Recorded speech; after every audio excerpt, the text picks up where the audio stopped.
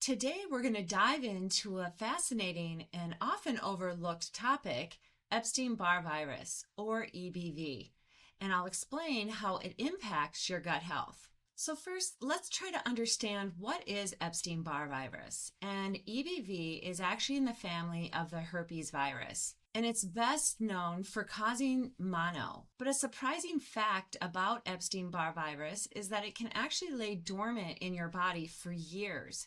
And over time, you don't even know it's there, and suddenly it reactivates. Now, the reactivation of EBV actually can pose a lot of immune challenges, chronic fatigue feelings, and also how it impacts your gut health. And as I said, EBV can lay dormant in your body for years.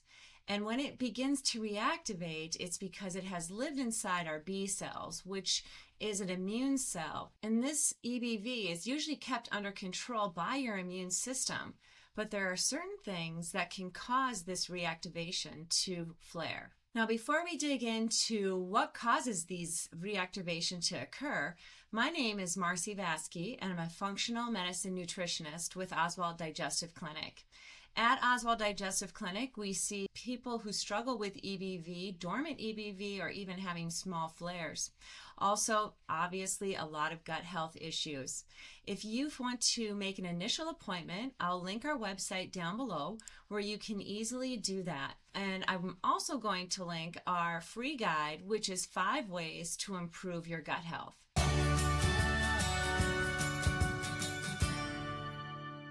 Now, if you have had mono or just a very, very bad cold, sometimes this EBV is also associated with this. As I said, it can lay dormant in the body for years, but certain triggers can bring out a reactivation. Number one trigger is going to be stress. So if there's chronic stress going on, it is suppressing our immune system. So this high cortisol comes out and creates an environment where EBV can easily reactivate. Also, not enough sleep. So if you're getting poor sleep or under the amount of sleep that we should be getting, which is 7 to 8 hours, if you're getting closer to 5 or 6, and that's kind of a consistent thing for you, your immune system is taxed, and therefore a reactivation of EBV can occur. Another trigger is going to be chronic inflammation in the body. So essentially, the inflammation is taking the attention off the immune system. So your body's working hard at reducing inflammation instead of keeping viruses or a viral load from reactivating. Also, nutritional deficiencies can also cause a reactivation.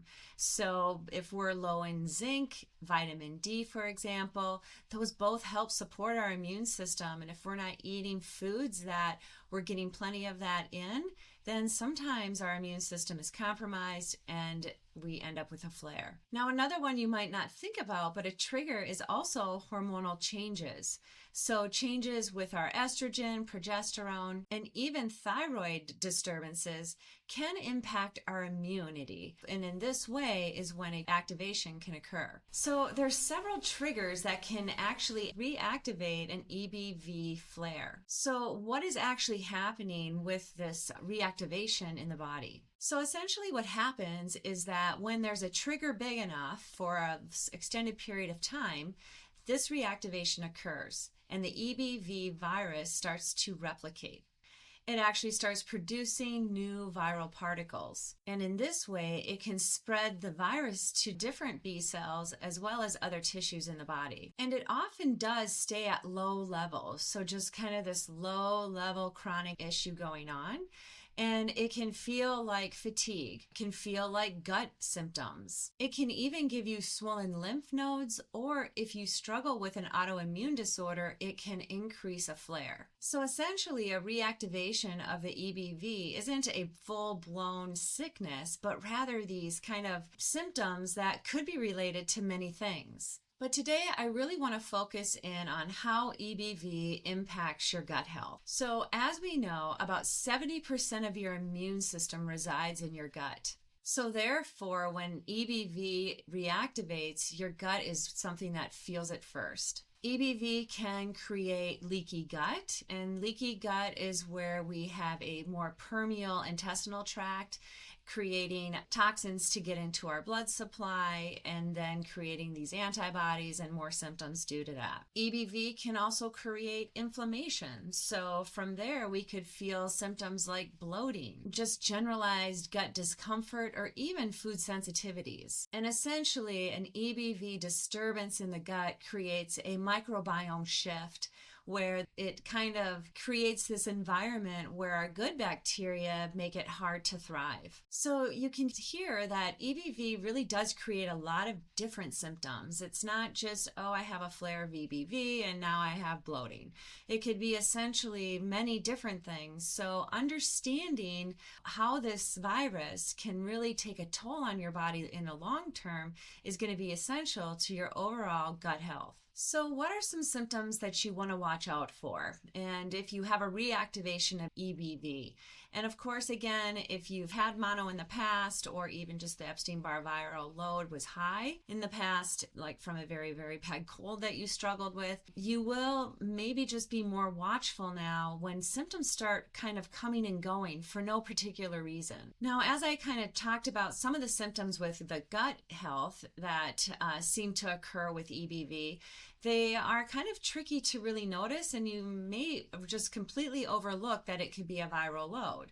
You're going to think, well, oh, maybe I ate something, or, well, I have bloating because I have IBS, etc., etc. So some of these symptoms that are just such low, kind of chronic low-grade symptoms that we get used to in a sense could be this EBV just kind of kicking up and then it calms down. Now, a couple of them I already talked about. Well, one would be not only the swollen lymph nodes. So if you have just a swollen lymph node and really no other symptoms, it could be that this EBV is just slightly increasing in your body. Or maybe you're feeling kind of headachy more often, or just kind of slight body aches. Of course, even neurologically, we can have some symptoms like more of an irritable mood, maybe more anxiety, and even just plain old brain fog seems to be increasing. And of course, coming back to the gut, we're going to experience bloating, abdominal cramping, maybe your IBS is flaring, you could have more diarrhea or constipation, and maybe even some nausea and just kind of not feeling very hungry. So now we understand what EBV is, we understand how it reactivates, we can now understand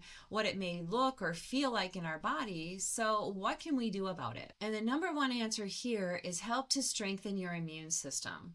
So what are ways that we can strengthen our immune system? Number one, we can include or adopt an anti-inflammatory diet. If you don't want to go that far into restricted kind of eating, if you're not really struggling hard with it, maybe it's just sort of revamping your foods into more whole, real foods. Getting rid of just sort of the processed packaged stuff so that all you're really taking in are proteins, healthy carbohydrates, vegetables, fruits, and healthy fats. Another really big one is just managing your stress. And I know I would say that on every single video I do probably, I talk about stress and how impactful it is on our gut health. And now we're learning another way. If we are high stressed, it can reactivate this EBV virus and then creating more gut symptoms. And of course, keeping up your nutritional supports. So making sure that you're getting enough vitamin D is always positive to get a lab run for vitamin D just to see where you're at. You want to definitely be over 50, between 50 and 80 is a nice place to land for your vitamin D levels. And of course, you can even check your zinc levels and making sure that that immune system is really supported at the nutrient level. So I think what we've learned today is that EBV is one of those viruses that are dormant within our body, can reactivate basically at any time, and there are certain triggers that impact it. I would say that most of us have had EBV in our lifetime, just due to all the sicknesses, that we may have gotten over all the years we've been here on this earth. And so it's uncommon not to have ever been exposed to EBV. It's just how your body deals with it. And if you have any of these symptoms that I talked about, not only gut health wise, but just a few of the other ones that I mentioned, if they just kind of seem to be lingering and then kind of go away for a few weeks, and then all of a sudden there's another little increase in the symptom again, and it's just not making any sense, you may be having some EBV reactivation. And using some of the tips I talked about, going to more of an anti-inflammatory diet, just cleaning up your food in general to whole real foods, and make sure that you have your vitamin D levels are in a good place and zinc levels. So thanks for watching us. I will have our link to our website down below where you can easily make an initial appointment. And until next time, thanks.